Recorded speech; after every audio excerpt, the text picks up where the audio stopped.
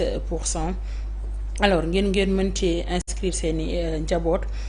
daw leen gaaw parce que les nombres de places sont très limités ngeen woote au 77 283 03 03 77 221 53 53 ou au 77 236 85 44 alors seen Makka Travel ñu leen di jaajëfal bu baax a baax a baax ñu daal di jaajëfal également Touba Total Kër Khadim di seen supermarché bi nga xamante ne dootoo leen soxlaati jéggaan yi ngir mën a ñëw Dakar daal di jënd seen i ndugg di ko yóbbu Touba da ngeen di yem rek ci Touba Total Kër Khadim daal di mën a ndugg lépp loo xamante ne soxla ngeen ko ci biir supermarché boobu te dina nekk ci njëg yu xéwale ndax ci dëkk bu sell ba la nekk te bu lépp lu ñeel lu jëm ci màggal gi rek dana fa am waaye dana fa amit ci njëg lu yomb moom it ñu leen di jaajëfal bu baax a baax a baax alors ñu daal di terminer ak Orange mi nga xamante ne dafa ñëwaat ak ñun ci jeu méga win bi nga xamante ne daf ko indiwaat bokkal ci jeu méga win en envoyant win WIN par SMS ci 22 7 22 ay cadeau yu neex mi ngi lay xaar chaque semaine ay enveloppe xaalis de 500 000 francs chaque semaine ay moto ZS 110 avec carte grise immatriculée avec ton nom ay smartphone Samsung A03 ak benn auto Kia Sonet bu bees tàkk te jeexagul Orange du yem ak yéen foofu ba tey ci jeu win bi dina am ay séjour de folie yoo xamante ne mu ngi leen di xaar mu nekk ci cadeau yi nga xam ne mën ngeen ko gagner alors pour nga mën a bokk ci loolee da ngay def win WIN par message au 22 7 22 alors ngeen xamee ko noonu méga win ñëppay gagner Orange ñu leen di jaajëfal bu baax a baax a baax jaajëfal également Xelcom bâche mi nga xamante ne moom it daf ñuy gunge saa su ne te màggal Tuubaa bi dina am taxawaay bu am solo daal di ñuy gunge ci lépp rek loo xamante ne mooy bâche la ak lépp lu ngeen soxla ngir mën a bâche climatisation ak yeneen ak yeneen yoo xam ni da ngeen di contacter Xelcom bâche ngir mën cee am ay leeral wala mën a def seen màggal ci ni ngeen ko bëggee ndax kër yi dañuy xat donc bu ngeen soxlaa bâche bu baax rek contacter leen Xelcom bâche ñu daal di ñëw nag ci actu commenté bi tey nag dama lay bàyyeeg seetaan làkk yi fu du nga pare Pape Ahmadou dama lay bàyyeeg Pape Ahmadou déet nan ko bokk rek tey moom nan ko séddoo rek dama lay bàyyeeg moom nga ñëw ak moom ci yenn ci ay ponk yi ñu war a waxtaanee bu njëkk bi di renégociation et réforme du code pétrolier sénégalais PM daal di ci annoncé na dividende yi nga xamante ne moom moo ñëw na ci sànq ci xët yi nga xamante ne yoor moom la xëyee mu ñeel lu tolloog ci 41 milliards de francs CFA alors ñëw ci ak maître waaw ñu ngi wax ci dividende yi certes mais dafa mel ni nguur gi ñi doon xalaat naan renégociation lu risqué la parce que suñ la yóbbee ci kanam yoon daan la mën na état bu Sénégal war a fay ay milliards ndax ñu ngi koy séqal dañuy doon ñu koy xam malgré loolu teewul li ñuy gis mooy saa yuñ tolloo fenn fi nañ annoncé ne jot nañu renégocier lii lañ ci mujjee am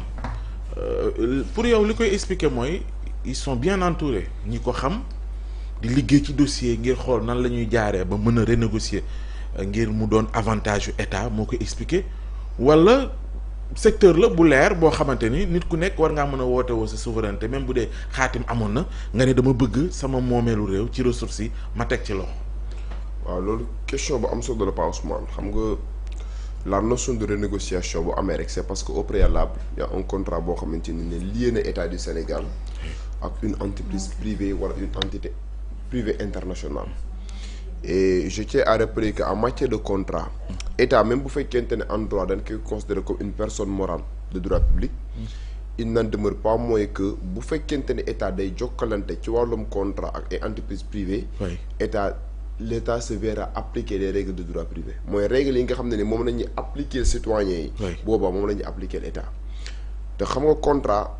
en droit dañ koy définir comme un accord de volonté générateur d'obligation et à partir du moment où état du Sénégal signé na yenn contrat ak yenn conventions yi les termes de ces conventions et de ces contrats da koy lié donc l'état du Sénégal est dans l'obligation de respecter ses obligations contractuelles léegi nag il peut arriver des situations où bu amee un changement de régime les nouveaux en tout cas dirigeants constaté ne am na ci ay contrats yoo xamante ni niñ ko tënkee woon en tout cas nekkul lenn loo xam ne lu favorable la. Ouais. à l'économie du Sénégal ñu entreprendre une voie pour la renégociation. Oui. Le possible c'est une opportunité mais une opportunité qui a d'innombrables risques. Justement. Pourquoi je dis que c'est une opportunité en tout cas qui a c'est une possibilité qui a d'innombrables risques parce que tey boo demee vers une renégociation. Et que tey jii ki nga xam ne tey jii moom nga signé noonu contrat bi jàpp na yow da nga war a respecter toutes les obligations nées du contrat bi nga signé woon. Oui. Renégociation boobu noonu si ça tourne mal rek mën nañu conduire à ce que ñu tomber sur le terrain de la responsabilité civile contractuelle. te bu boobaa état du Sénégal dina fay xaalis bu bari boo xamante ne ni wàllum ndàmpaay la. pour manquement à ses obligations contractuelles. léegi nag renégociation bi nekkul leen na loo xam ne dañ koy def avec des pincettes. Il va falloir que l'état du Sénégal en tout cas soit armé d'un armada d'avocats benn collectif d'avocats boo xamante ne c'est des spécialistes en la matière. ñu maîtriser li nga xam ne moom mooy les négociations internationales. parce que je tiens à rappeler que la plupart des contrats yi nga xam ne ñoom fekk nañ ko fii c'est des contrats yoo xam ne dafa am ay clauses léonines li ñu tuddee en droit des clauses léonines mooy contrat yoo xamante ne tey jii état du Sénégal da koy signé ak ay partenaires internationaux mais dañuy constater ne la part la plus considérable des contrats. ci ñoom favorable ñu ci ñoom lay dem. léegi nag le tandem Diomaye Sonko bi ñu hérité li nga xam ne moom mooy situation boobu. ils se sont rendu compte que la plupart des contrats yi nga xam ne fekk nañ ko fii c'est des contrats qui n'arrangent pas le Sénégal et il va falloir impérativement qu'on aille vers une renégociation léegi renégociation boobu noonu si ça porte ses fruits mën nañu conduire à ce que en tout cas économie sénégalaise am lu bari loo xamante ne tey jii dina ko ci gagner. mais si ça tourne mal c'est-à-dire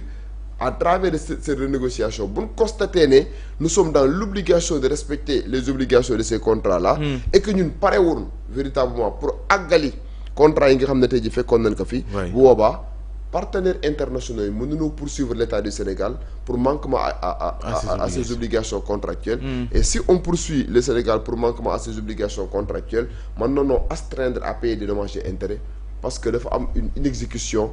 du contrat bi nga xamante ne Sénégal signé woon na ko. te wàllam la. voilà léegi bu annoncé dans la foulée lu jëm ci réforme ci code pétrolier est-ce que bu ñuy yëraat texte yi fexe ba mu dëppook ñun li ñu bëgg day tenir en compte contrat bi ñu jotoon a xaatim en amont avant ñuy yër li nga xamante ne moom mooy maanaam ñuy jëmmal réforme yi wala une fois que réforme yi am mën na impacter ci. contrat yi ñu jot a signé avant ñu ñëw xamu ba xam comprendre nga li ma la bëgg a wax. comprendre. waaw ya question bi nga posé c'est une question très technique pas Ousmane. mooy li contrat yi nga xam ne ni état du Sénégal jot na ko signé par rapport aux industries extractives. mine pétrole gaz. loolu la tuddee en droit les industries extractives. contrat yi nga xam ne jotoon nañ ko xaatim donc dafa am lu ñu tuddee le principe de la relativité des conventions. et boo xoolee par exemple le code des obligations civiles et commerciales le COCC au Sénégal day wax ne le contrat l'article 96 du COCC day wax ne le contrat légalement formé crée entre les parties un lien irrévocable. Le contrat légalement formé crée entre les parties un lien irrévocable. Ça veut dire qu'à partir du moment où contrat am rek toutes les parties les co-contractants sont dans l'obligation d'aller jusqu'au bout. léegi nag bu ñu demee ba ci biir état du Sénégal envisagé ne dafa bëgg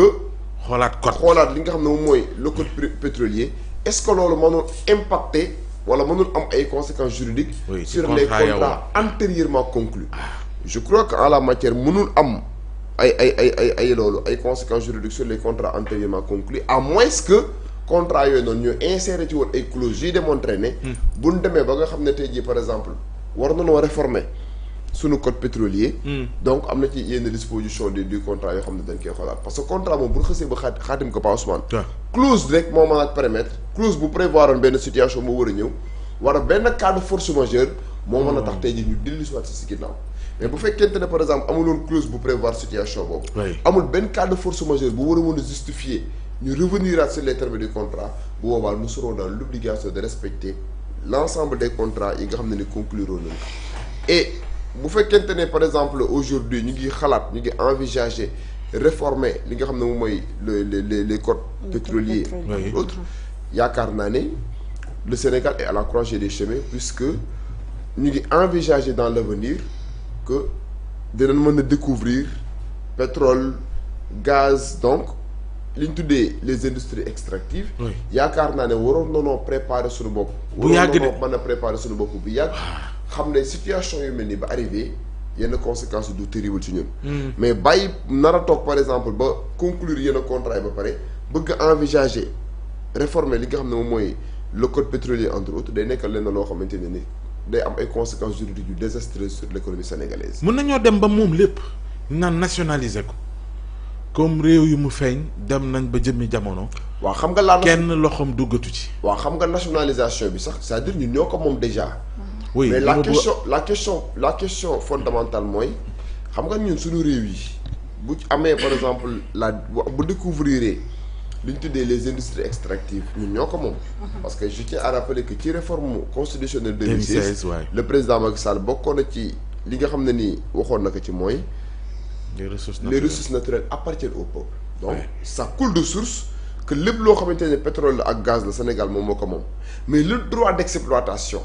mooy poser problème parce que tey da nga naan man maa moom pétrole bi maa moom gaz bi mais je n'ai pas les moyens techniques.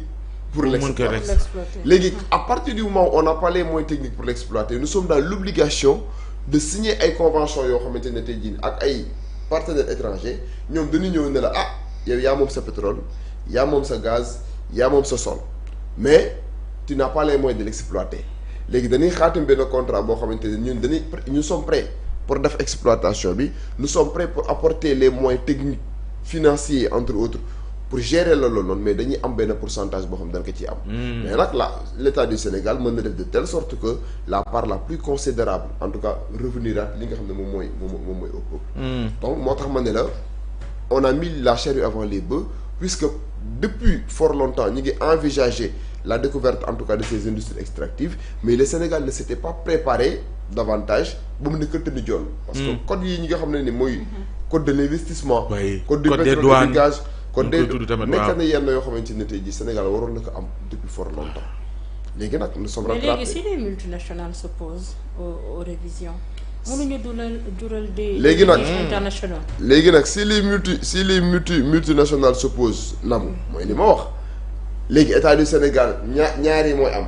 ils se sont opposés damay continuer man état du Sénégal respecter samay engagements internationaux. wala su ma respecté wu samay engagement mooy bañ naa ne.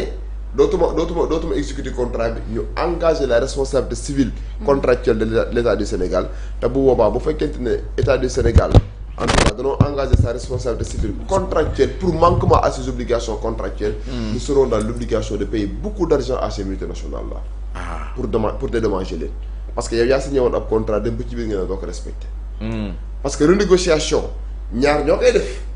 mooy su ma nee man dama bëgg renégocier les multinationaux ñoom ñooy d'accord man d'accord naa ñu renégocier léegi bu fekkee ne d'accordul nag quelle est la conséquence soit Sénégal day continuer exécuter contrat yi soit mu ne dootuma exécuter ti léegi nag soo waxee dootuma exécuter ti ñoom bu boobaa dañuy engager la responsabilité civile contractuelle de l'État du Sénégal devant les juridictions. mais looy documenté la soo nee du ma exécuter ti am na ci loo koy teg. oui di nga am ci loo koy teg. oui mën nga gagner comme mën nga perte. c'est-à-dire tey boo nee du ma exécuter ti da ngay teg sur la table. ay contrats léoniens loolu ngay wax. oui c'est des contrats léoniens waaw. oui c'est des contrats léoniens loolu ko dénoncer partout ñoom ñoo la ko gën a xam sax. bu fekkente ne par exemple les juridictions arbitrales parce que en général genre contrat yi bu amee dañuy insérer dans ces contrats là ce qu'on appelle une clause arbitrale xam nga la mooy clause arbitrale. mooy état du Sénégal danaan man contrat bi ma signé par exemple ak partenaire wala multinational bi kat bu ñu demee ba mu am problème ce ne sont pas les juridictions étatiques. ñoom ñoo koy àtte mais on va confier le litige à un arbitre. c'est ce qu'on appelle les juridictions arbitrales léegi nag juridiction arbitrale yooyu dañuy xool bu fekkente ne par exemple la renégociation bi nga xam ne ni état du Sénégal envisagé na ko nekk na leen na loo xam ne lu mënul ñàkk la ñoom mën nañoo joxe dëgg état du Sénégal pour ñu entreprendre la voie de la renégociation mais si par exemple la voie de la renégociation est écartée mooy renégociation mënul am léegi nag Sénégal moom mooy xool est-ce qu'il continuera de respecter les termes du contrat wala du ko respecter bu fekkente ne continuer respecter les termes du contrat ça ne pose pas de problème mais au cas où état du Sénégal ne man kat pareetuma pour continuer donte ne maa signé woon convention bi bu boobaa nag on va engager la responsabilité civile contractuelle de l'état du Sénégal moo tax ñu mën a perdre ay milliards yu bari bu fekkente ne par exemple succomber nañ à ces procédures là. mais maître mu des beneen dama gis ci reddition des comptes mu mel ni dañ koo fàtte wala. dañ cee bëgg te jublu wala lan moo koy expliquer xaw ma mooy coow li fi amoon ci Petro-Tim quand même pétrole ak gaz bi ñuy waxtaane nii du tey la tàmm